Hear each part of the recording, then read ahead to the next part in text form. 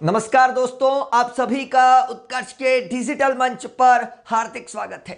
साथियों, very good evening, सभी को राधे राधे मेरी ओर से। और उम्मीद करूंगा कि आप सभी विद्यार्थी बिल्कुल स्वस्थ होंगे, मस्त होंगे और अपनी रण की तैयारी के लिए रणनीति को प्रिपेयर कर रहे होंगे। बिल्कुल साथियों, रण में उतरने से पहले जरूरी होता है अपनी रणनीति को बनाना, और वह रणनीति आप लोगों ने बना ली होगी और उस पर काम करना आपने शुरू कर दिया होगा। क्योंकि जब मैं भी रैपिड रिवीजन करवा रहा हूं, इसका मतलब मेरी भी रणनीति तैयार है कि मुझे कौन सा अध्याय कैसे और किस प्रकार से पढ़ाना है। तो साथियों, अभी तक आपने और हमने मिलकर रसायन विज्ञान का सूपड़ा साफ कर डाला। मतलब रसायन विज्ञान के 3 अध्याय, पहला, दूसरा और तीसरा, तीनों की छुट्टी कर डाली। और अब हम बात करेंगे जीव विज्ञान। साथियों, जीवों से संबंधित विज्ञान की शाखा जीव विज्ञान कहलाती है, जहां पर हम जीवों से संबंधित कई सारी चीजों पर अध्ययन करते हैं। उन्हीं में से एक अध्याय आज हम पढ़ने वाले हैं दोस्तों, जैव प्रक्रम। साथियों, जैव प्रक्रम, लाइफ प्रोसेस, जीव विज्ञान, शानदार अध्याय। और परीक्षा की दृष्टि से देखें तो साथियों बड़ा ही महत्वपूर्ण अध्याय, क्योंकि अंक भार ज्यादा है। अरे जिसका वेटेज ज्यादा होता है, जिस अध्याय का वेटेज ज्यादा होता है, अंक भार ज्यादा होता है, उस पर हमें ज्यादा मेहनत करने की आवश्यकता है। तो आज हम बात करने वाले हैं जैव प्रक्रम पर। बिल्कुल साथियों, जैव प्रक्रम पर हम बात करेंगे। उससे पहले यह बता दूं, मुश्किल नहीं है कुछ भी इस दुनिया में। बिल्कुल साथियों, मुश्किल नहीं है कुछ इस दुनिया में। तू जरा हिम्मत तो करके देख, तू जरा हिम्मत तो करके देख, ख्वाब बदलेंगे हकीकत में, तू जरा कोशिश तो करके देख। इसका मतलब साथियों सिर्फ कोशिश करने की देर है, हिम्मत करने की देर है कि कोशिश कर ली मतलब सफलता जरूर मिलेगी। बिल्कुल साथियों, सफलता जरूर मिलेगी। और शुरू करता हूं मैं जैव प्रक्रम। जल्दी से आ जाइए साथियों, जैव प्रक्रम। जैव प्रक्रम का मतलब होता है साथियों लाइफ प्रोसेस। लाइफ प्रोसेस, जैव अर्थात होता है दोस्तों जीव, जीवित या सजीव। इसका मतलब हम सजीव पर बात करने वाले हैं। सजीव और निर्जीव दो चीजें होती है। सजीव जो सभी प्रकार की क्रियाएं करते हैं, सभी प्रकार के क्रियाकलाप करते हैं, उन्हें कहते हैं सजीव। तो दूसरी तरफ निर्जीव जो किसी भी प्रकार की कोई भी क्रियाकलाप नहीं करते, उसे कहा जाता है निर्जीव। तो आपने देखा दोस्तों, जैव अर्थात मैं बात करूंगा जीवों की, और प्रक्रम मतलब होता है जीवों में होने वाली क्रियाएं। तो जैव प्रक्रम का मतलब क्या हो गया? जीवों में होने वाली क्रियाएं दोस्तों, जीवों में होने वाली क्रियाएं। बिल्कुल सही सुना आपने, जीवों में होने वाली क्रियाएं जो है उन्हें कहा जाता है जैव प्रक्रम। बिल्कुल साथियों, जीवों में सम्मिलित समस्त क्रियाएं, उन्हें हम क्या कहते हैं? जैव प्रक्रम। जो हमारे शरीर के अनुरक्षण का कार्य करती है, वे समस्त प्रक्रियाएं जो हमारे शरीर में संचालित होती है, हमारे शरीर के अनुरक्षण का कार्य करती है, अनुरक्षण का कार्य करती है, उसे कहा जाता है जैव प्रक्रम। बिल्कुल साथियों, अब जैव प्रक्रम में आप इस अध्याय में जो छठा अध्याय हम पढ़ रहे हैं जैव प्रक्रम, उसमें कौन कौन से टॉपिक पढ़ने वाले? सबसे पहले हम बात करेंगे साथियों पोषण पर। सबसे पहला हमारा टारगेट रहेगा पोषण पर, ध्यान दीजिएगा दोस्तों। उसी प्रकार हम पढ़ेंगे दूसरे नंबर पर श्वसन। बिल्कुल, श्वसन की प्रक्रिया भी पढ़ने वाले, और साथ ही वहन। वहन में रक्त पढ़ेंगे, हृदय पढ़ेंगे, रक्त परिसंचरण क्या होता है और हृदय क्या होता है दोस्तों, वो भी हम पढ़ने वाले। और साथ ही हम उत्सर्जन मतलब शरीर से हानिकारक पदार्थों को बाहर निकालने की क्रिया को कहते हैं उत्सर्जन। 4 चीजों पर हम बात करने वाले हैं साथियों, 4 चीजों पर। फटाफट से जुड़ते जाइए, शुरू हो जाइए, जितना जोड़ सके जोड़िए, क्योंकि बड़ा महत्वपूर्ण अध्याय, छठा अध्याय, और बहुत इंपॉर्टेंट प्रश्न बताने वाला हूं। एग्जाम की दृष्टि से क्या आ सकता है वो भी मैं साझा करने वाला हूं। तो जल्दी से फटाफट एक बार संदीप सर के नाम जितना हो सके उतना शेयर कर दो, राजस्थान तक सभी विद्यार्थियों तक पहुंचे हमारा लिंक, और बता दो कि जैव प्रक्रम शुरू हो चुका है। चलिए साथियों, जैव प्रक्रम का पहला टॉपिक शुरू करते हैं। और पहला टॉपिक कौन सा है दोस्तों? पोषण। पोषण किसे कहते हैं? पोषण का मतलब होता है भोजन के अंतःग्रहण की प्रक्रिया। साथियों, भोजन के अंतःग्रहण की प्रक्रिया मतलब जो भोजन हम ग्रहण करते हैं, तो भोजन के ग्रहण करने की प्रक्रिया, भोजन के ग्रहण करने की प्रक्रिया पोषण कहलाती है। इसका मतलब परिभाषा क्या लिखोगे? परिभाषा क्या लिखोगे? सजीवों द्वारा भोजन को ग्रहण करना, वह भोजन का अवशोषण करना, वह शरीर के अंगों की मरम्मत, शरीर के अंगों की मरम्मत व अनुरक्षण करना। बिल्कुल साथियों, अनुरक्षण का कार्य करना उसे कहा जाता है पोषण। बिल्कुल, पोषण किसे कहेंगे अपन ने बात कर ली। पोषण क्या होता है दोस्तों? तो पोषण मतलब भोजन को ग्रहण करने की प्रक्रिया। भोजन को ग्रहण करने की प्रक्रिया जो है उसे कहा जाता है साथियों पोषण। बिल्कुल सही सुन रहे हैं आप। पोषण दो प्रकार के होते हैं, मैं आपको बता दूं साथियों। पोषण जो होता है वो दो प्रकार के होते हैं, इसमें कोई दोहराने की बात नहीं। पोषण के दो प्रकार होते हैं। पहला प्रकार होता है दोस्तों स्वपोषण। पहला प्रकार होता है स्वपोषण, दूसरा प्रकार होता है विषम पोषण। साथियों, स्वपोषण क्या होता है और विषम पोषण क्या होता है? स्वपोषण और विषम पोषण का अंतर बड़ा ही महत्वपूर्ण प्रश्न है, परीक्षा में छपने वाला प्रश्न होता है। साथियों, स्वपोषण की बात करूं, साथियों स्वपोषण की बात करूं, मैं अंत में बताऊंगा, अंक भार भी बताऊंगा, एक एक प्रश्न भी बताने वाला हूं, चिंता मत कीजिए। पहले टॉपिक पढ़िए, हम चैप्टर का पूरा सार लेकर आएंगे। मैं बताऊंगा कौन कौन से प्रश्न मॉडल पेपर में आए, क्या है, सब कुछ आगे पढ़ेंगे। पिक्चर पूरी बाकी है दोस्तों, इंतजार कीजिए, धैर्य रखिए। आज चैप्टर की शुरुआत हुई है, अभी तो हमें अंत तक ले जाना है। बिल्कुल भी ना घबराए। स्वपोषण और विषम पोषण दो प्रकार की बात कर रहा हूं। स्वपोषण साथियों, जो अपना भोजन खुद बनाते हैं, जो अपना भोजन स्वयं बनाते हैं, जो अपना भोजन साथियों स्वयं बनाते हैं, उसे कहा जाता है स्वपोषण। जो अपना भोजन स्वयं बनाता है उसे क्या कहेंगे? स्वपोषण कहेंगे। और विषम पोषण की बात करूं साथियों, जो अपने भोजन के लिए औरों पर निर्भर रहते हैं, जो अपने भोजन के लिए औरों पर मतलब दूसरों पर निर्भर रहते हैं, जो अपना भोजन खुद नहीं बनाते हैं, जो अपना भोजन खुद नहीं बनाते हैं, उन्हें कहा जाता है विषम पोषण। साथियों, स्वपोषण में भोजन केवल दिन में बनता है, मतलब सूर्य के प्रकाश की उपस्थिति में, जबकि विषम पोषण में भोजन रात में बने, दिन में बने, कभी भी बने, उससे कोई फर्क नहीं पड़ता, नहीं पड़ता, नहीं पड़ता। क्लियर हो गई बात यहां पर? तो पोषण के कितने प्रकार है? दो। बड़ा ही महत्वपूर्ण प्रश्न है, क्योंकि इस चैप्टर में से अंतर भी पूछा जा रहा है। मॉडल पेपर में प्रश्न था वायवीय और अवायवीय श्वसन में क्या अंतर है, मतलब एक प्रश्न अंतर वाला पूछा जा रहा है। बिल्कुल साथियों, एक प्रश्न अंतर वाला पूछा जा रहा है। इसका मतलब यह हो गई यहां पर बात कि स्वपोषी और विषम पोषी पोषण। तो साथियों, स्वपोषी पोषण किसे कहेंगे? भोजन को सरल अकार्बनिक कच्चे माल जैसे जल या CO2 में संश्लेषित किया जा सकता है। और यहां पर विषम पोषी में भोजन को प्रत्यक्ष या अप्रत्यक्ष रूप से प्राप्त किया जाता है। बिल्कुल साथियों, स्वपोषी जो हम कह रहे हैं CO2 और जल जैसे कच्चे माल, कच्चे पदार्थों से, कार्बनिक पदार्थों से जो भोजन प्राप्त करते हैं उसे कहते हैं स्वयं पोषी। और विषम पोषी में प्रत्यक्ष या परोक्ष रूप से दूसरे जीवों पर निर्भर रहते हैं, दूसरे जीवों पर निर्भर रहते हैं। साथियों, क्लोरोफिल की आवश्यकता होती है। क्यों? क्योंकि स्वपोषी पोषण की प्रक्रिया पेड़ पौधों में होती है, और यह प्रक्रिया केवल पेड़ पौधों में होती है, इसीलिए क्लोरोफिल की आवश्यकता होती है। क्लोरोफिल जरूरी है, क्योंकि स्वपोषी पोषण जो है वो प्रक्रिया कहां होती है दोस्तों? केवल और केवल पेड़ पौधों में। उसी प्रकार विषम पोषी पोषण की बात करूं तो क्लोरोफिल की कोई आवश्यकता नहीं होती। विषम पोषी पोषण की बात करूं, क्लोरोफिल की कोई आवश्यकता नहीं होती है, क्लोरोफिल की कोई आवश्यकता नहीं होती। सामान्यतः भोजन का निर्माण दिन के समय होता है। स्वपोषी पोषण में भोजन दिन में बनता है, जबकि विषम पोषी पोषण में भोजन कभी भी बनाया जा सकता है, कभी भी ग्रहण किया जा सकता है। क्लियर हो गई बात यहां पर? उसी प्रकार दोस्तों, सभी हरे पौधे और कुछ जीवाणु जो है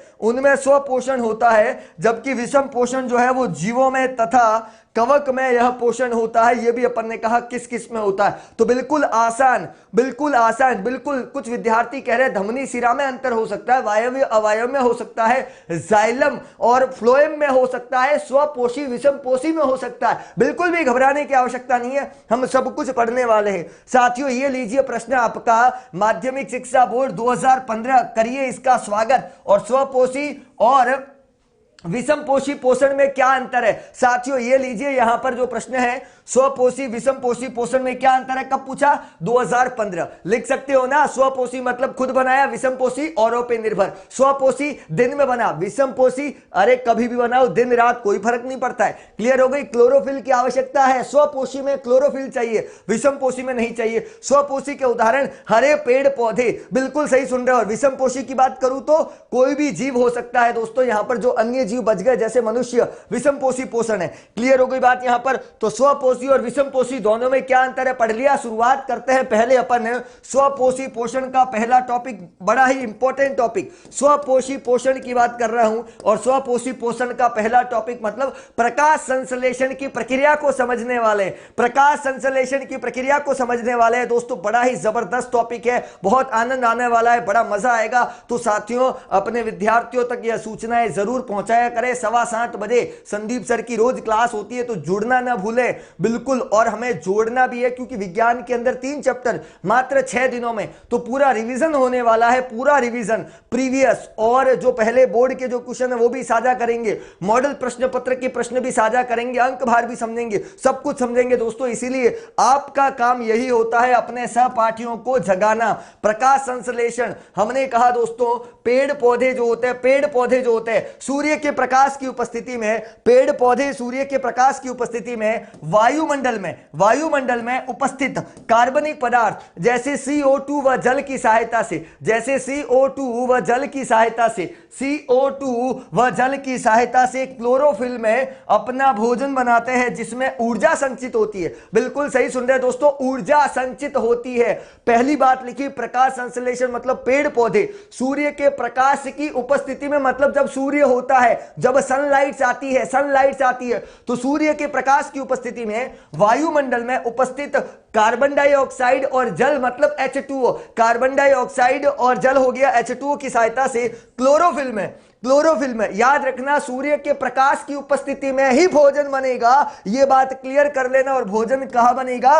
क्लोरोफिल में बनेगा, वहां पर भोजन बनने की प्रक्रिया होती है। क्लियर हो गई बात। यहां पर क्लोरोफिल में भोजन बनने की प्रक्रिया होती है, अपन ने कह दिया। अब सबसे इंपॉर्टेंट है दोस्तों प्रकाश संश्लेषण की रासायनिक समीकरण। साथियों सिंपल सी बात है, आप पेड़ पौधों को क्या देते हैं? आप पेड़ पौधों को देते हैं पानी। बिल्कुल सही सुन रहे हैं, पानी देते हैं। और वायुमंडल से पेड़ पौधे क्या लेते हैं? CO2। क्या लेते हैं? CO2। वायुमंडल से CO2, आप यहां पर पेड़ पौधों को पानी दिया तो CO2 और H2O दोनों मिल गए। बिल्कुल साथियों, CO2 और H2O दोनों मिल गए, CO2 H2O दोनों मिल गए, CO2 H2O दोनों मिल गए। बना क्या? ग्लूकोज। बना क्या? ग्लूकोज। ग्लूकोज बना, पहली बात। दूसरी बात है साथियों, पेड़ पौधे कौन सी गैस छोड़ते हैं? Oxygen gas. लेते तो CO2 है, छोड़ते कौन सी है? ऑक्सीजन। तो पेड़ पौधे ग्लूकोज, ऑक्सीजन छोड़ा और साथ में दोस्तों वाष्प उत्सर्जन जो है दोस्तों, वाष्प उत्सर्जन की प्रक्रिया में जल की बूंदों को भी उत्सर्जित करते हैं, जल की बूंदों को भी उत्सर्जित करते हैं। तो ऑक्सीजन छोड़ा, जल को छोड़ा वाष्प उत्सर्जन की प्रक्रिया में, और साथियों ग्लूकोज का निर्माण किया। क्या चीजें थी? पेड़ पौधों ने CO2 और H2O। तो ये CO2 और H2O, ये लीजिए रिएक्शन आपके सामने है। ये देखिए CO2 यहां पर 6 लिखा, यहां पर 12 लिखा, यहां पर 6 और यहां पर 6। बिल्कुल साथियों 6 12 6 6, बिल्कुल 6 12 6 6। क्लियर कर लीजिए इस दोस्तों। यहां पर हमने कहा CO2 पेड़ पौधे कार्बन डाइऑक्साइड गैस, पेड़ पौधे कार्बन डाइऑक्साइड गैस, और साथ में हम क्या दे रहे हैं दोस्तों? जल दे रहे हैं। ये वायुमंडल से ले ली, पानी हमने दे दिया, क्लोरोफिल में प्रक्रिया हुई, सूर्य का प्रकाश बड़ा जरूरी है, ग्लूकोज बन चुका है, साथ में ऑक्सीजन गैस जो पेड़ पौधे छोड़ते हैं और वो हम लेते हैं। बिल्कुल सही सुन रहे हैं दोस्तों। और यहां पर साथ में जल वाष्प के रूप में जल की बूंदों को पेड़ पौधे उत्सर्जित करते हैं। यह है प्रकाश संश्लेषण की रासायनिक समीकरण। बड़ा इंपॉर्टेंट प्रश्न है दोस्तों, वापस बता रहा हूं। वायुमंडल से CO2, हमने पौधों को पानी डाला, बिल्कुल साथियों, और दोनों मिले, क्लोरोफिल में प्रक्रिया हुई, सूर्य का प्रकाश बड़ा जरूरी है, और ग्लूकोज बनाया, उन्होंने अपना खाना बना दिया। अब क्या क्या निकाला जो पेड़ पौधों के लिए इंपॉर्टेंट नहीं था? जैसे उदाहरण के लिए उनके लिए जल इंपॉर्टेंट नहीं था, अतिरिक्त जल निकाल दिया। उसके बाद दोस्तों उन्होंने क्या निकाला साथियों? ऑक्सीजन। बिल्कुल पेड़ पौधे ऑक्सीजन छोड़ते हैं और वही हम लेते हैं। यह हो गई प्रकाश संश्लेषण की रासायनिक समीकरण। उम्मीद है सबको याद हो गया होगा।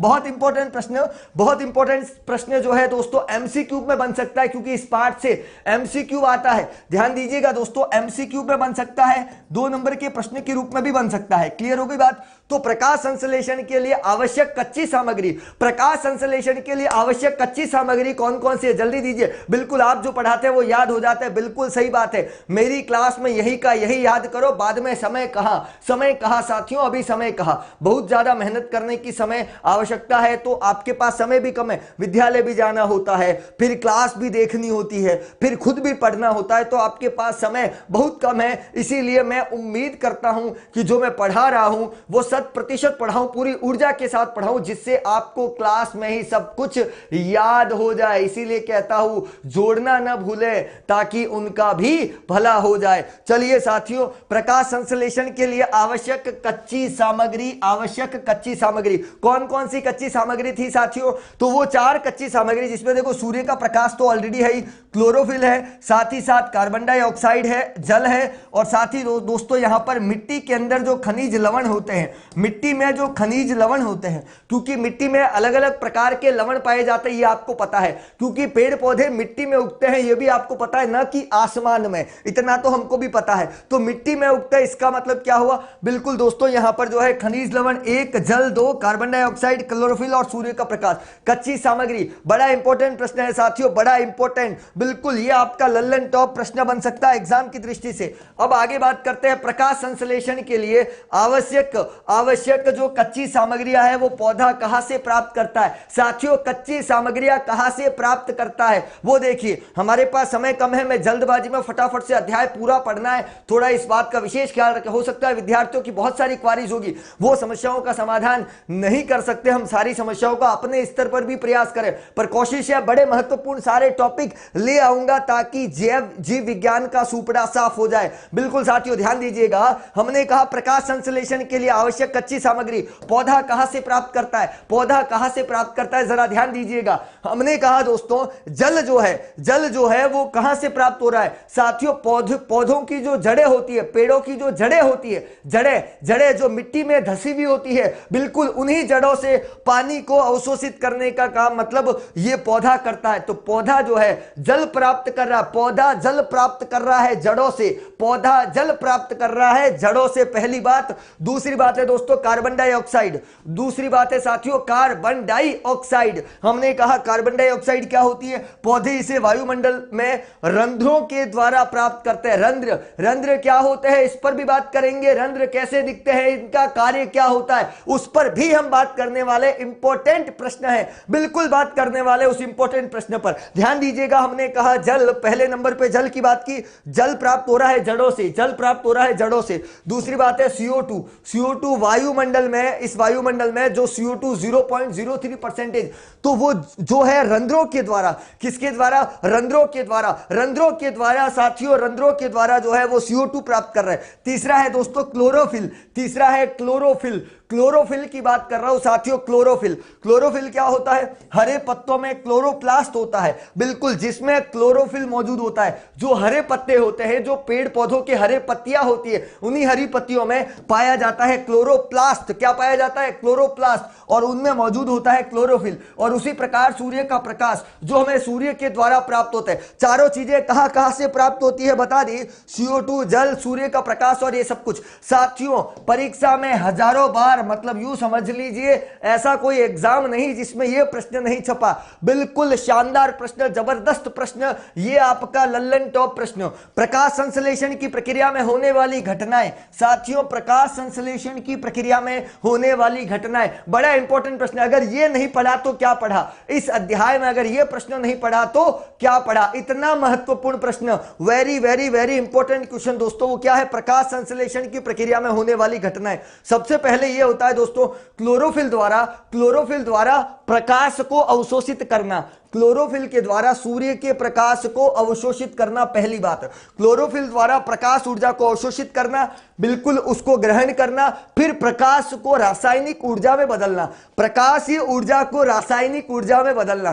बिल्कुल साथियों, पहली बात क्या बताई, देखो याद कैसे करोगे, क्लोरोफिल जो है वो सूर्य के प्रकाश को ग्रहण कर रहा है, बिल्कुल करने दीजिए। क्लोरोफिल द्वारा प्रकाशीय ऊर्जा को लेना, फिर उसी प्रकाशीय ऊर्जा को बदलना, किसमें, रासायनिक ऊर्जा में। तो पहले ग्रहण करना और फिर बदलना, पहले ग्रहण करना और फिर बदलना। साथियों आ जाओ इधर, प्रकाशीय ऊर्जा को रासायनिक ऊर्जा में बदल दिया। फिर उसके बाद जो आपने पानी दिया, जरा उस पानी का सूत्र क्या है ये देखिए, ये पानी का सूत्र है H2O।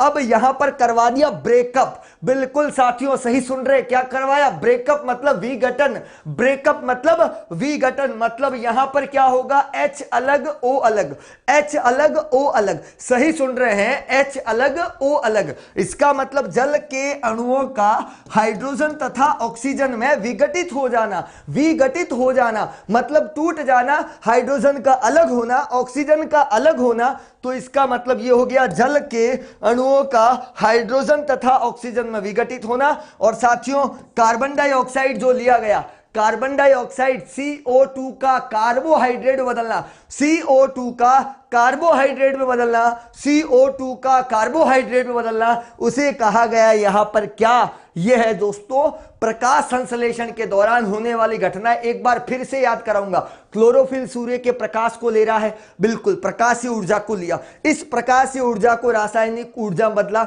जल का विघटन हाइड्रोजन और ऑक्सीजन में, और कार्बन डाइऑक्साइड का कार्बोहाइड्रेट में बदल जाना। बिल्कुल सही, चारों बिंदु याद। हमें केवल 2 लिखने हैं, 3 लिखने हैं, कहीं कहीं पर पूरे लिखने। ये लीजिए प्रश्न दोस्तों, और इसकी भी छुट्टी कर दो। माध्यमिक शिक्षा बोर्ड 2014 को कह दो हमें सर ने सब कुछ पढ़ा दिया है।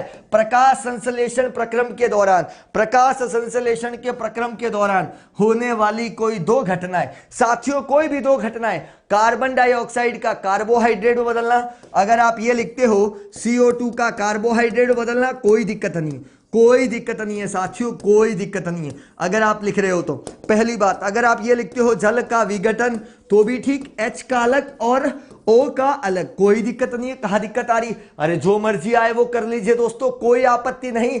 2014 को कर दीजिए विदा। चलते हैं अगले प्रश्न पर, और मैंने कहा था धांसू प्रश्न आने वाला है, और वो है दोस्तों रंध्र किसे कहते हैं। अभी हम रंध्र पर चर्चा कर रहे थे, अभी हम रंध्रों पर चर्चा कर रहे थे, बिल्कुल मजा आएगा, जरूर आएगा। रंध्र किसे कहते हैं? पेड़ पौधों में जो पत्तियां होती है, बिल्कुल साथियों पेड़ पौधों में जो पत्तियां होती है बड़ी सॉफ्ट होती है, बड़ी लचीली होती है।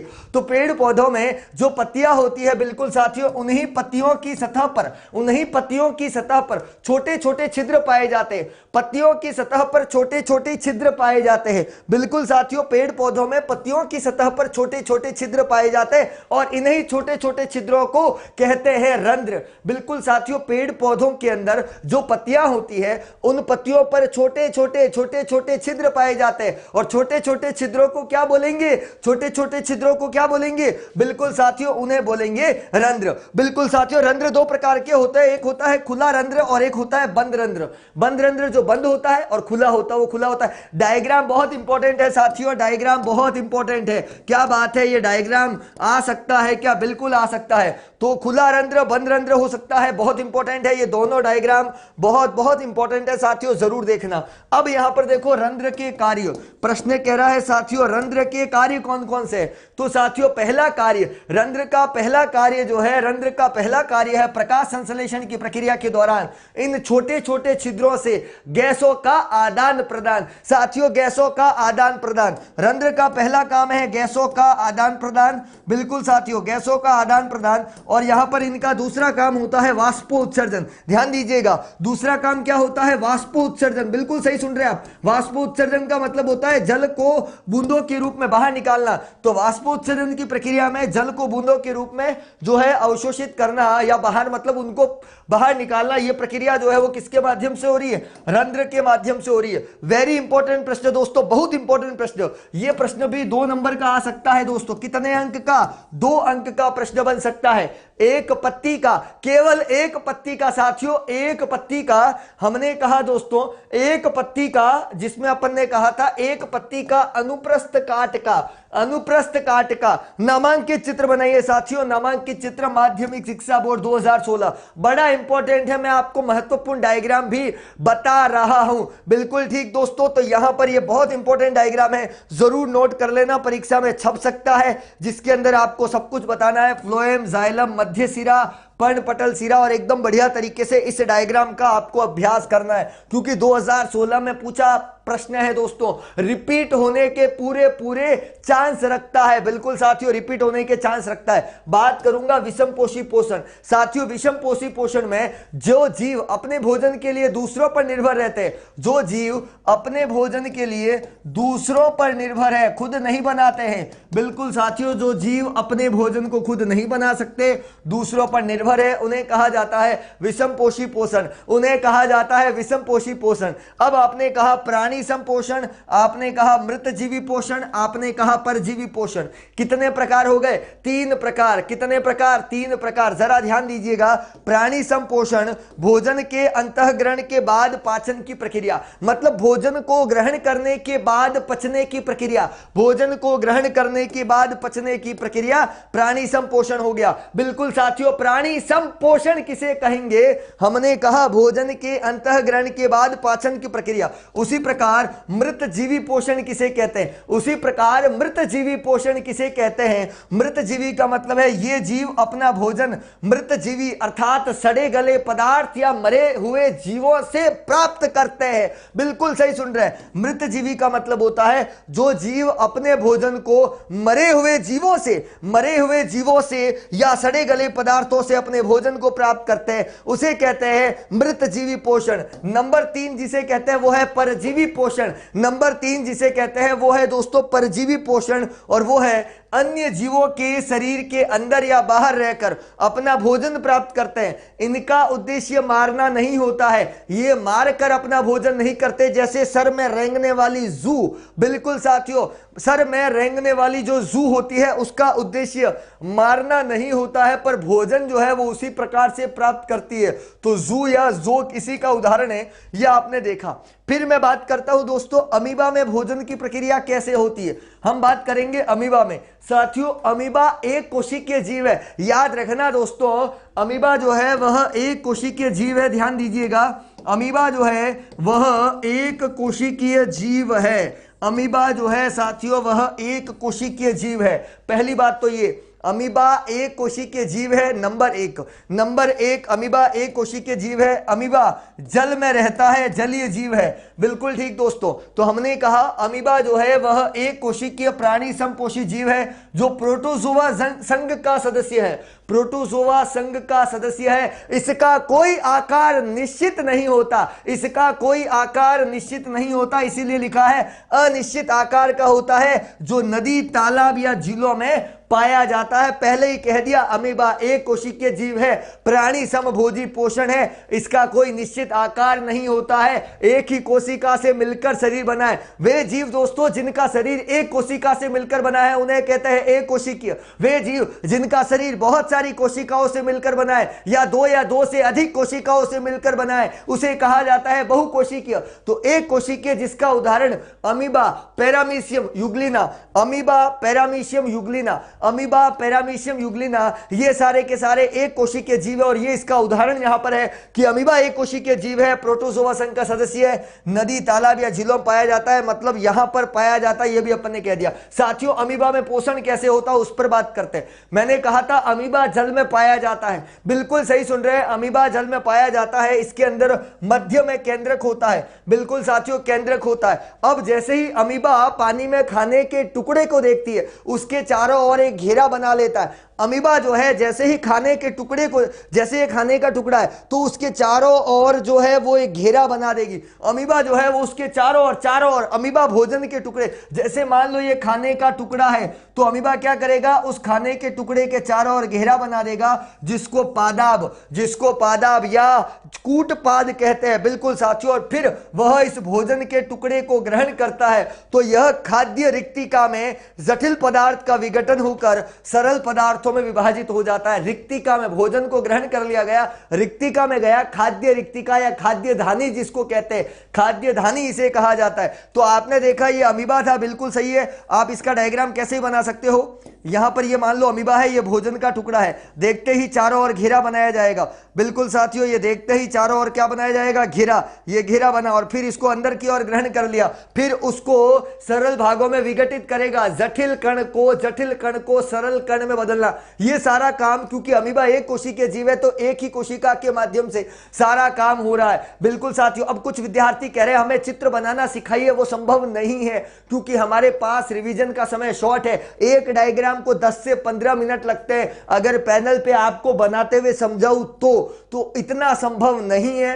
तो मेरे सभी साथियों से आग्रह है कि आप अभ्यास करें, जो मैं बता रहा हूं बिल्कुल ठीक, जो डायग्राम बताता हूं उसका अभ्यास कीजिए। आप मेरी बात समझ गए होंगे। 45 मिनट की क्लास में पूरा सब कुछ सुपड़ा साफ करना असंभव होता है, फिर भी नॉन स्टॉप प्रयास कर रहा हूं आपके लिए। चलिए दोस्तों, अमीबा में यहां पर बात कर ली। अब बात करता हूं पैरामीशियम में पोषण। साथियों, पैरामीशियम भी एक कोशिकीय जीव है। पैरामीशियम भी एक कोशिकीय जीव है, ये अपन ने कह दिया। उसमें क्या होता है दोस्तों, ये भी जो है कोशिका की पूरी सतह से ढका होता है।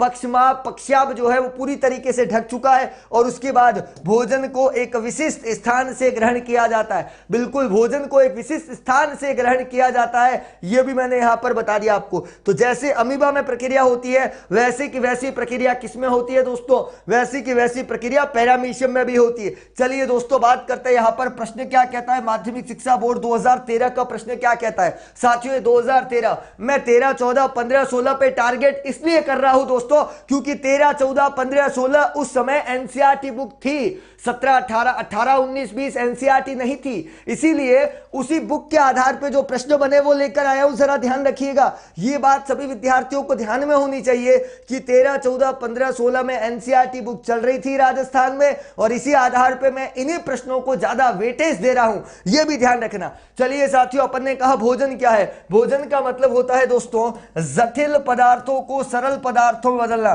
जटिल अणुओं को सरल अणुओं में बदलने की प्रक्रिया भोजन कहलाती है। और अमीबा में पोषण की विधि समझानी है, जो अभी अपन बात करके आए। एक कोशिकीय जीव जल में रहता है, भोजन के चारों ओर घेरा बना लेता है। ये सब कुछ अपन ने पढ़ लिया दोस्तों, सब कुछ पढ़ लिया।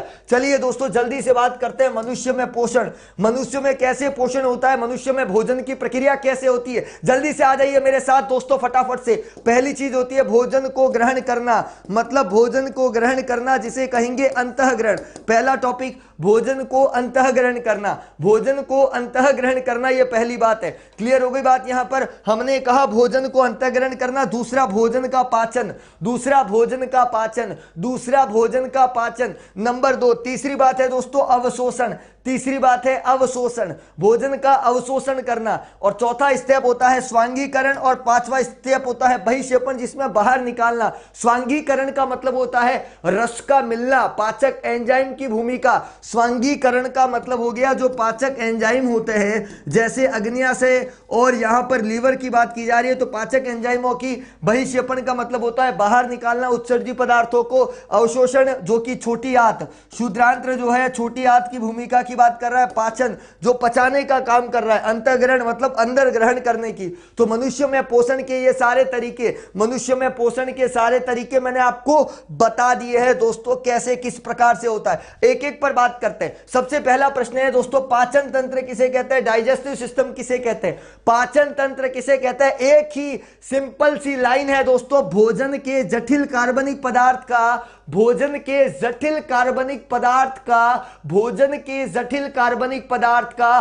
भोजन के जटिल कार्बनिक पदार्थ का एंजाइम या पाचक रस, एंजाइम या पाचक रस, एंजाइम या पाचक रस, एंजाइम या पाचक रस की सहायता से सरल कार्बनिक पदार्थ में बदल जाना। सरल कार्बनिक पदार्थ में बदल जाना मतलब भोजन के जटिल कार्बनिक पदार्थ का, भोजन के जटिल कार्बनिक पदार्थ का, बिल्कुल सही सुन रहे हैं आप सभी दोस्तों, भोजन के जटिल कार्बनिक पदार्थ का एंजाइम या पाचक रस की सहायता से, एंजाइम या पाचक रस की सहायता से सरल कार्बनिक पदार्थ में बदलना, सरल कार्बनिक पदार्थ में बदलना, वही कहलाता है दोस्तों पाचन तंत्र।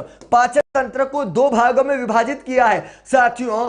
पाचन तंत्र को दो भागों में विभाजित किया है। पहला है दोस्तों आहार नाल, बिल्कुल साथियों, ये सबसे लंबा भाग होता है आहार नाल, और दूसरा भाग होता है दोस्तों पाचन ग्रंथियां। बहुत इंपॉर्टेंट है, अगर ये याद कर लिया तो कोई दिक्कत नहीं आएगी किसी भी प्रकार की। ये बात ध्यान में रखना साथियों। हमने कह दिया है दोस्तों आहार नाल पहली बात, दूसरी बात है पाचन ग्रंथियां जिस पे अपन ने बात कर ली।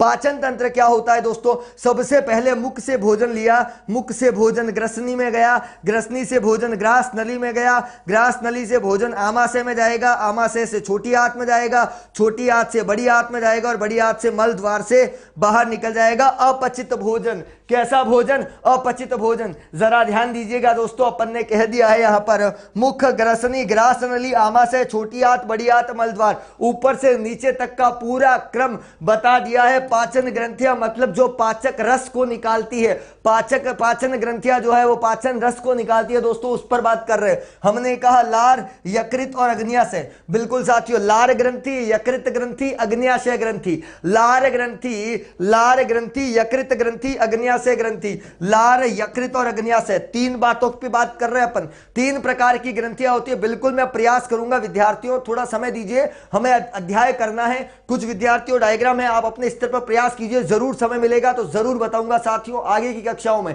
बिल्कुल ठीक। चलिए दोस्तों, अभी यहां पर हम बात करते हैं, जल्दी आ जाइए दोस्तों, पाचन ग्रंथियों पर बात करते हैं और पाचन तंत्र की भूमिका को समझते हैं। तो सबसे पहले मनुष्य में पाचन क्रिया कैसे और किस प्रकार होती है, इसका नामांकित चित्र सभी को बनाना आना चाहिए। अब फिर वही बात आ रही है, सर चित्र बनाना समझाओ, संभव नहीं है, जैसा कि मैंने अभी भी कहा था। चलिए दोस्तों, क्योंकि रिवीजन है और इसमें डायग्राम वगैरह, क्योंकि हर जगह हर स्टेप पे डायग्राम बनाने में यहां पर समय नहीं लगेगा, पर इसमें समय जायज निकल जाएगा दोस्तों। चलिए साथियों, मैं बता दूं मनुष्य में पाचन क्रिया, ये इस प्रकार का डायग्राम है। सबसे पहले यहां पर ऊपर का भाग जो होता है मुख रहेगा, मुख में मुख, गुहा, ग्रसिका, जीवा, दांत, ये सब यहां पर आएगा। फिर यहां पर ग्रसिका से भोजन जाएगा आपके आमाशय के अंदर, बिल्कुल आमाशय में जाएगा, आमाशय से फिर छोटी आंत, उससे पहले। तो ये पूरी प्रक्रिया, तो ये बहुत इंपॉर्टेंट डायग्राम है दोस्तों, इसको जरूर पढ़ना है। शुरुआत करते हैं मुख गुहा से। सबसे पहले मुख गुहा, मुख में तीन चीजें होती है, मुख में तीन चीजें होती है, जल्दी से देखिए दोस्तों,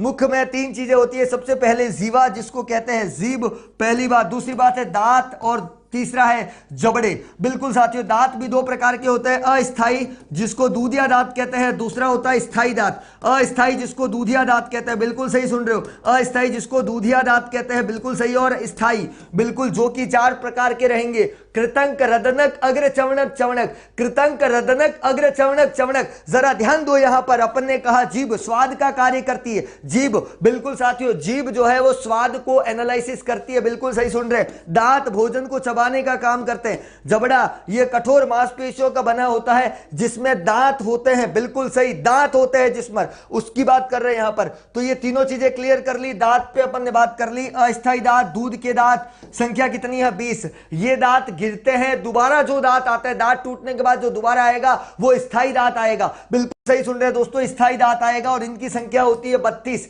संख्या कितनी? 32। चार प्रकार, कृतंक, रदनक, अग्र चवणक, चवणक, कृतंक, रदनक, अग्र चवणक, चवणक, कितने हो गए? चार प्रकार, कृतंक, रदनक, अग्र चवणक, चवणक। फिर बात करते हैं यहां पर, अच्छा इन चारों का काम भी बता देता हूं साथियों। जो कृतंक जो होता है दोस्तों, वो चूहे की तरह कुतरता है, चूहे की तरह कुतरने का काम करता है साथियों, चूहे की तरह कतर कतर कतर कतर कुतरने का काम जो है वो कृतंक करता है। अगर मैं रदनक की बात करूं तो साथियों चीरने फाड़ने का काम करता है शेरों में, और या जो मांसाहारी जीव होते हैं, मांसाहारी जीवों में रदनक दांत मजबूत होते हैं, क्योंकि चीरने और फाड़ने के काम आने वाले अगर कोई दांत है तो वो है रदनक। बिल्कुल सही सुन रहे हैं दोस्तों, चीरने और फाड़ने, चीरने और फाड़ने का अगर कोई काम करता है तो वो रदनक करता है। उसी प्रकार अग्र चवणक की बात करूं, उसी प्रकार अग्र चवणक और चवणक भोजन को चबाने का काम करते हैं, चवणक और अग्र चवणक भोजन को चबाने का काम करते हैं। तो कुतरने का काम कृतंक, चीरने फाड़ने का काम रदनक, अग्र चवणक, चवणक क्या होगा दोस्तों? चबाने का काम। ये दांतों के प्रकार पढ़ लिए। बात करता हूं ग्रसनी। ग्रसनी दोस्तों पीछे का हिस्सा, जो गले का पीछे का हिस्सा यहां पर जो रहेगा वो क्या रहेगा? ग्रसनी। तीन प्रकार की, मुख ग्रसनी जिससे भोजन जाता है, बिल्कुल सही सुन रहे हैं, भोजन जाता है तो नासा ग्रसनी पर एक कपाट लग जाता है। उसी प्रकार नासा ग्रसनी पर बात करूं तो जिससे श्वास हमारे शरीर में प्रवेश करती है, तो इसका मतलब नासा ग्रसनी से श्वास जाएगी, मुख ग्रसनी से भोजन जाएगा, जाएगा। और ये है दोस्तों घाटी ढक्कन, जिसको कहते हैं एपिग्लॉस्टिक, जो दोनों को अलग अलग करती है, जो दोनों को अलग अलग करती है। क्लियर हो गई पहली बात। चलिए साथियों, अपन ने कह दिया मुख ग्रसनी, नासा ग्रसनी और अधोग्रसनी, ये बात अपन ने कर ली। अब बात करते हैं ग्रसिका नली, जिसको ग्रास नली बोलते हैं, जिसको ग्रास नली बोलते हैं। याद रखना दोस्तों, यहां पर इसको ग्रास नली बोलते हैं। ग्रसिका नली, ग्रास नली, ग्रास नाल, ग्रास नाल, या इसको ग्रसिका भी कह सकते हैं, या इसको ग्रसिका भी कह सकते हैं। सही सुन रहे हैं, यहां पर ग्रसिका नली, ग्रसिका, ग्रास नली, ग्रास नाल, सब कुछ। अब यहां पर ध्यान देना, यह वक्ष गुहा से होती हुई तनपुट में से उदर गुहा के आमाशय में खुलती है। बिल्कुल सही, ये ग्रसिका है दोस्तों, ये इस प्रकार की ये जो जा रहा है, जो आमाशय में खुलेगा, बिल्कुल सही है, जो आमाशय में खुलेगा वो होगी दोस्तों यहां पर क्या, ग्रास नली, जिसको ग्रसिका कहते हैं। ग्रास नली जिसको ग्रसिका कहते हैं। पहली बात संकरी पेशीय नलिका है। पहली बात 25 सेंटीमीटर इसकी लंबाई है। श्लेष्मा ग्रंथि पाई जाती है, जो भोजन को लसलसा बनाती है, जो भोजन को लसलसा बनाती है। बिल्कुल साथियों, भोजन को लसलसा बनाने का काम कौन करती है, श्लेष्मा ग्रंथि। उसके साथ ही भोजन को क्रमाकुंचन गति, भोजन को क्रमाकुंचन गति। एंजाइम किसे कहते हैं, एंजाइम मतलब जो पाचन रस होते हैं, जो भोजन का विघटन करते हैं। बिल्कुल, पाचक रस जो भोजन का विघटन मतलब जटिल अणुओं का सरल अणुओं में बदलने का काम एंजाइम करते हैं। पहली बात, ठीक है। चलिए अब बात करते हैं यहां पर भोजन को गति प्रदान करना, भोजन को लसलसा करना, भोजन को गति प्रदान करना, भोजन को गति प्रदान करना। लंबाई कितनी, 25 सेंटीमीटर। बिल्कुल सही सुन रहे। तो ये अपन ने बात कर दी। ग्रास नली के शीर्ष पर उत्तकों पर एक पल्ला होता है, जिसे घाटी ढक्कन या एपिग्लॉस्टिक कहते हैं। मैंने बता दिया, जो मुख ग्रसनी और नासा ग्रसनी को पृथक पृथक करने का काम करती है। चलिए साथियों, फिर अपन ने कहा आमाशय की बात करते हैं। आमाशय जिसके 3 भाग होते हैं। सही सुन रहे, आमाशय जिसके 3 भाग होते हैं। सबसे पहले होता है जठरागम भाग, जिसको कार्डियक बोलते हैं। पहला भाग होता है दोस्तों जठरागम भाग, जिसके अंदर भोजन आएगा। अगर जो भोजन जो आ रहा है, जो भोजन ग्रसिका से आ रहा है, जो भोजन ग्रसिका से आ रहा है, वो आ रहा है जठरागम में, जिसको कार्डियक भाग कहते हैं। ये बाया भाग होता है, जहां ग्रसिका आमाशय में प्रवेश करती है। बिल्कुल, आमाशय में प्रवेश करती है, ग्रसिका आमाशय में प्रवेश करती है, ग्रसिका आमाशय में प्रवेश करती है। वो भाग कौन सा होता है, जठरागम, जठरागम, जठरागम। यहां पर एक अवरोधिनी पाई जाती है, यहां पर एक अवरोधिनी भी पाई जाती है, जो भोजन को आने तो देगी पर वापस जाने नहीं देगी।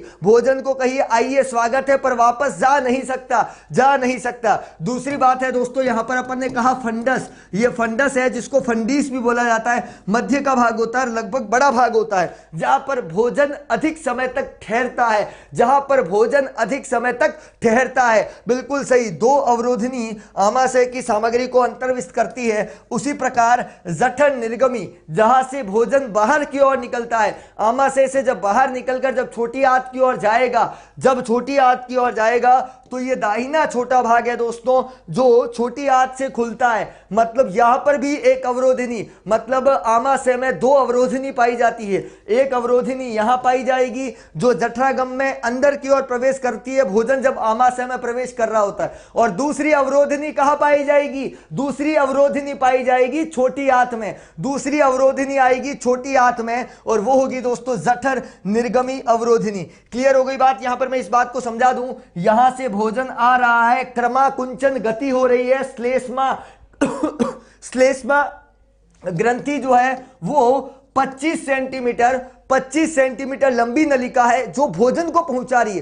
कहां पहुंचा रही है, यहां पहुंचा रही है। तो ये आमाशय में पहुंच गया। आमाशय में आमाशय रस का मिलना मतलब HCl उसमें स्त्रावित हो जाता है, भोजन अम्लीय हो जाता है। भोजन को अम्लीय माहौल देना, भोजन को अम्लीय माहौल देना, भोजन को अम्लीय माहौल देना। और यहां से जो है वो भोजन सीधा कहां पहुंचेगा दोस्तों, छोटी आंत के अंदर। क्लियर हो गई बात यहां पर। तो ये वो भाग है जिसको कहेंगे फंडस, ये वो भाग है फंडस। तो यहां पर भोजन आ रहा है, देखो यहां पर ये ग्रसनी से भोजन आया। बिल्कुल, यहां पर एक अवरोधिनी लगी है, भोजन आ सकता है पर वापस नहीं जा सकता, आ तो सकता है पर वापस नहीं जा सकता, बिल्कुल नहीं जाएगा, वापस नहीं जाएगा। उसी प्रकार जब छोटी आंत में जाएगा, यहां पर भी अवरोधिनी निकल गया बाहर, तो वापस आमाशय में नहीं आएगा, मतलब रिवर्स नहीं चलेगा, बिल्कुल भी साथियों रिवर्स नहीं चलेगा। तो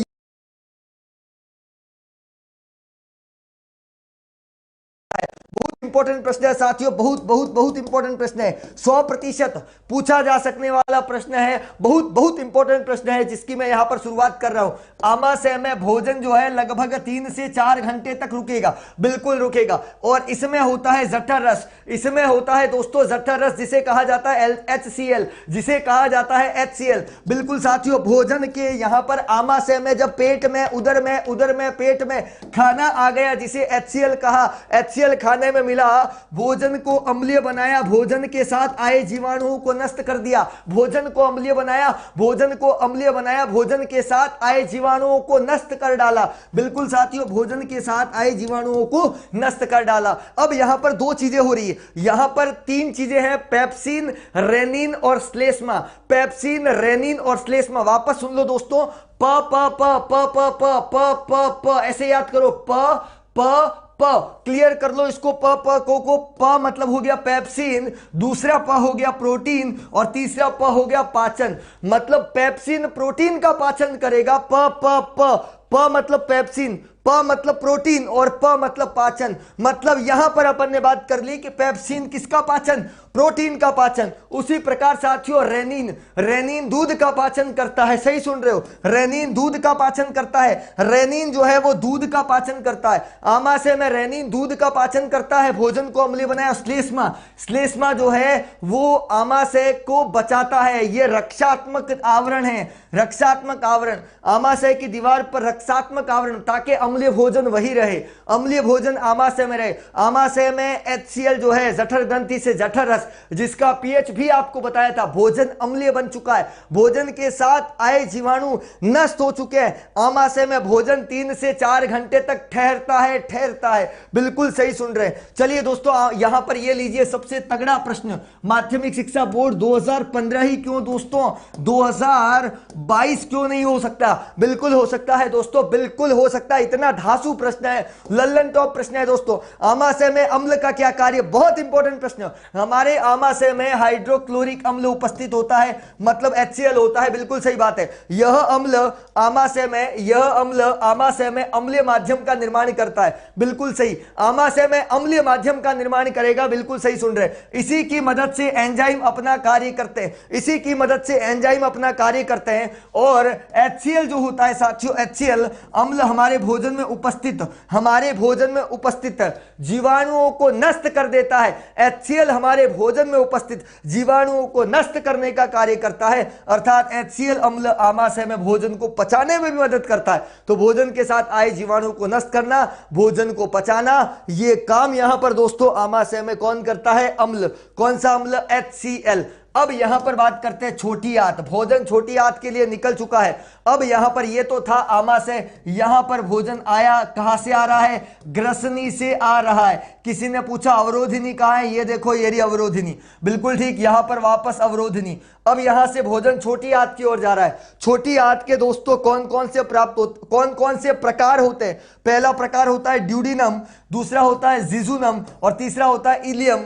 ऐसे 3 प्रकार होते हैं बिल्कुल छोटी आंत के भी। बिल्कुल साथियों, छोटी आंत के भी 3 भाग। सर जठर रस का pH 1.2, बिल्कुल सही। छोटी आंत 3 भागों में, 3 भागों से मिलकर बना है। पहला होता है दोस्तों ग्रहणी, जो कि U आकार का होता है, पाचक व रस का एंजाइम कर मिलाने का काम करता है। अग्र शुद्रांत्र भोजन का पाचन व अवशोषण। याद रखना दोस्तों, हमारे भोजन के पाचन व अवशोषण का काम छोटी आंत में होता है। हमारे भोजन के पाचन का काम और अवशोषण का काम कहां होता है, छोटी आंत। नाम तो छोटी आंत है पर वास्तव में बड़ी होती है, शुद्रांत्र कहा जाता है। और उसी प्रकार भोजन के पाचन व अवशोषण का काम छोटी आंत में। अब बात करूं यहां पर, उससे पहले जब भोजन छोटी आंत में आ रहा है तो उससे पहले मैं कुछ ग्रंथियों का जिक्र करना चाहूंगा, कुछ ग्रंथियों का जिक्र करना चाहूंगा जिन्हें कहेंगे पाचन ग्रंथियां। बिल्कुल सही, जिसमें लार ग्रंथि बहुत इंपॉर्टेंट मानी जाती है दोस्तों, एग्जाम में पूछा जाता है। अग्न्याशय ग्रंथि जो कि एक मिश्रित ग्रंथि है। अरे इसको मिश्रित ग्रंथि क्यों कहा, इसको मिश्रित ग्रंथि क्यों कहा,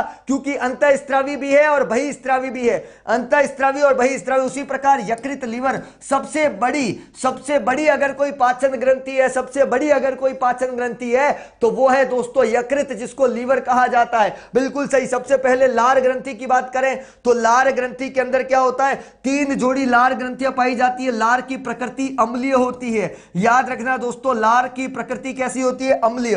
अब लार के अंदर भी देखो तो 2 भाग होते हैं, एक तो होता है तरल भाग जो कि गीला होता है, दूसरा श्लेष्मा अर्थात लुब्रिकेंट होता है। अब यहां पर 3 प्रकार के जोड़े पाए जाते हैं। पहला होता है कर्णपूर्व, पहला क्या होता है दोस्तों, कर्णपूर्व ग्रंथि, कर्णपूर्व ग्रंथि ये पहला, दूसरा अधोजंब और तीसरा अधोजीवा। सबका अपना अपना काम होता है। खैर हमारा काम, और ये है दोस्तों सबसे इंपॉर्टेंट काम दोस्तों, सबसे इंपॉर्टेंट, ये यहां पर याद करने की आवश्यकता है। कोई जरूरी नहीं है 3 जोड़ियां पढ़ो या ना पढ़ो, पर ये जरूर पढ़ लेना, लार में लार एमाइलेज, लार एमाइलेज या टाइलिन एंजाइम पाया जाता है।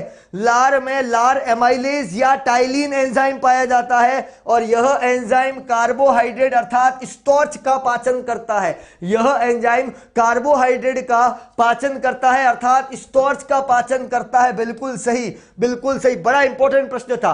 अब यहां पर कार्बोहाइड्रेट स्टार्च का पाचन भी हो रहा है, और यहां पर कौन कौन से एंजाइम है, लार एमाइलेज और टाइलिन या टाइलिन, दोनों एक ही है यहां पर।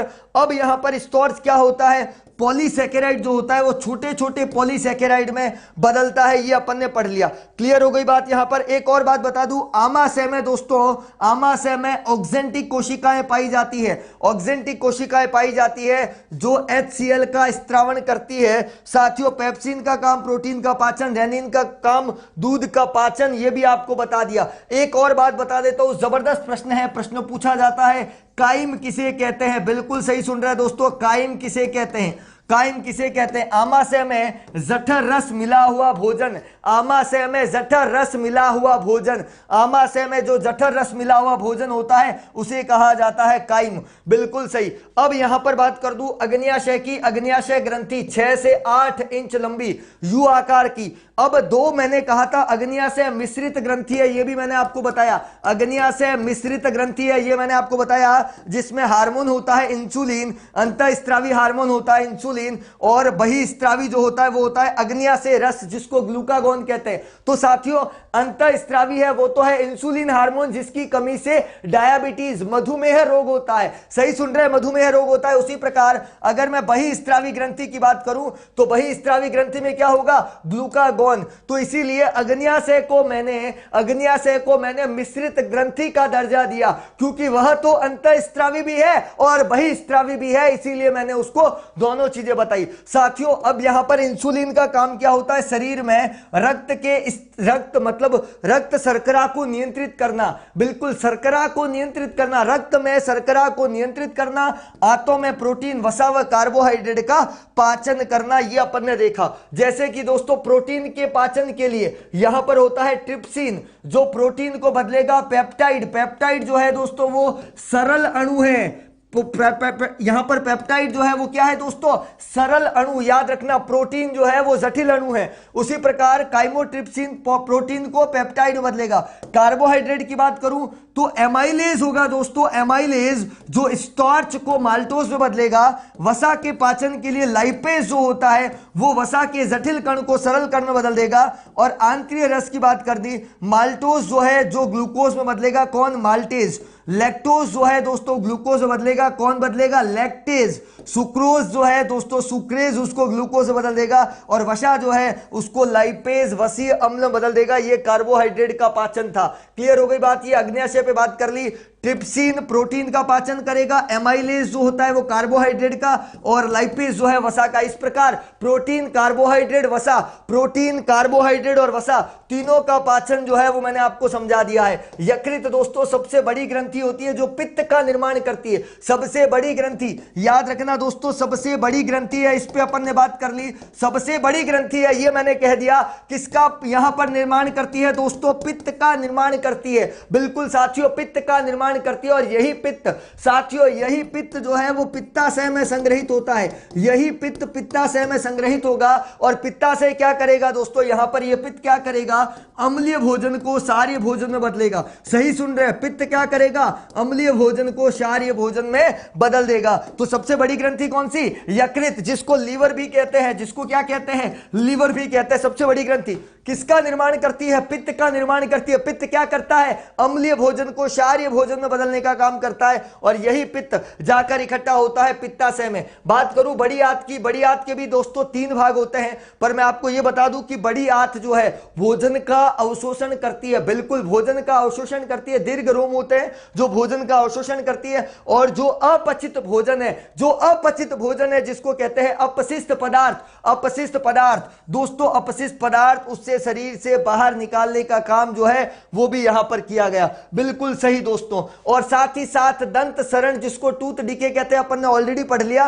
दांतों का क्षय कैसे होता है, दांतों में सड़न कैसे उत्पन्न होती है, इस पर भी अपन ने बात कर ली। दंत सड़न पीएच स्केल के अंदर इसमें बताया होगा। दंत सड़न दांतों का इनेमल कैल्शियम फॉस्फेट का बना होता है। किसका बना होता है? कैल्शियम फॉस्फेट का बना होता है। ये सब बात कर ली। चलिए दोस्तों, ये सब प्रश्न है। मनुष्य में आमाशय एक तंत्र का भाग है, आमाशय एक तंत्र का भाग है जो संबंधित है किससे? मॉडल प्रश्न पत्र 2022। मतलब इस पार्ट से एमसीक्यू बना, इस टॉपिक से एमसीक्यू बना। और ये किसका पार्ट है? बिल्कुल सही दोस्तों, आमाशय जो है वो पोषण का एक भाग है। बिल्कुल सही। उसी प्रकार भोजन के पाचन में लार की भूमिका, यह भी मॉडल प्रश्न पत्र 2022 2015 के प्रश्न में लार की भूमिका पूछी है। मुंह में लार ग्रंथियां होती है, मुंह में लार ग्रंथियां होती है जो लार रस को स्रावित करती है, और इसमें सलाइवरी एमाइलेज एंजाइम होता है जो स्टार्च को माल्टोज शर्करा में बदलने का काम करता है। तो ये लार की भूमिका थी। उसी प्रकार साथियों, हमारे शरीर में वसा का पाचन कैसे होता है, यह प्रक्रम कहां होता है? माध्यमिक शिक्षा बोर्ड 2015। बिल्कुल साथियों। उसी प्रकार मानव की आहार नालिका नामांकित चित्र 2015 का प्रश्न, ये वो चित्र था दोस्तों। पाचन तंत्र का पूरा डायग्राम आपको समझाना था, ये वो यहां पर प्रश्न था। क्लियर हो गई बातें यहां पर? तो आज एक टॉपिक पढ़ लिया है दोस्तों, वो टॉपिक था पोषण, पाचन, सब कुछ क्लियर कर लिया। हमारा समय भी पूरा हो चुका है। अंत में यही कहना चाहूंगा, सफलता का आशीर्वाद केवल उन्हें ही मिलता है जिन्होंने कभी संघर्ष के कदमों को स्पर्श किया है, जिन्होंने कभी संघर्ष के कदमों को स्पर्श किया है, उन्हीं को सफलता मिलती है। इन्हीं शुभकामनाओं के साथ आज विदा लेता हूं। फिर मिलूंगा आपसे अगली क्लास में, फिर बात करेंगे एक टॉपिक पर, और टॉपिक रह सकता है दोस्तों श्वसन।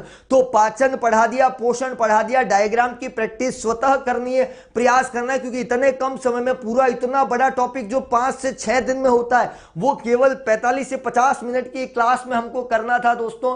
पूरा समझाया, कैसे क्वेश्चन आएंगे, क्या आएंगे, सब कुछ बताने का मेरी ओर से पूरा प्रयास किया गया है दोस्तों। फिर भी कोई कमी पेशी रह गई, जैसे डायग्राम है तो आप अपने स्तर पर बनाइए, टॉपिक को समझिए, जो प्रश्न रह गए उनका उत्तर भी खुद देने का प्रयास करें दोस्तों। बहुत बहुत धन्यवाद आप सभी का।